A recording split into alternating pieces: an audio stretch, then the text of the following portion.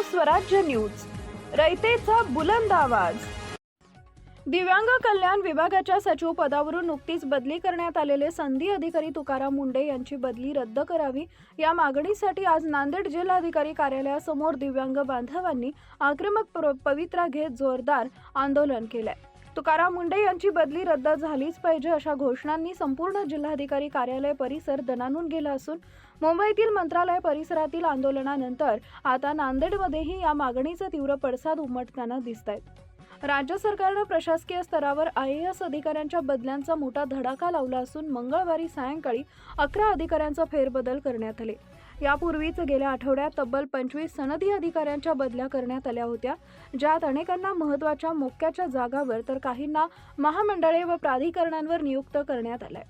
यामध्ये मुख्यमंत्री सचिवालयातील अतिरिक्त मुख्य सचिव अश्विनी भिडे यांची मुंबई महानगरपालिका आयुक्तपदी वर्णी लागली असून या महत्त्वपूर्ण नियुक्तीमुळे प्रशासकीय वर्तुळात मोठ्या चर्चेला उधाण आलंय।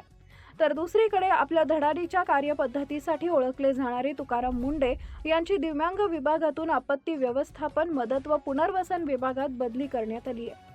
मात्र दिव्यांग विभागाचे सचिव म्हणून मुंडे यांनी घेतलेल्या लोकहितवादी निर्णयामुळे दिव्यांग बांधवांमध्ये त्यांच्याबद्दल मोठी आदराची भावना असून ही बदली रद्द करण्याची मागणी आता जोर धरू लागली आहे। याच मागणीसाठी मुंबईतील मंत्रालय परिसरात आंदोलनानंतर आता नांदेडमध्येही दिव्यांग बांधव मोठ्या संख्येने रस्त्यावर उतरले असून मुंडे यांची नियुक्ती पुन्हा दिव्यांग विभागातच कायम ठेवण्यासाठी त्यांनी आक्रमक पवित्रा घेतलाय।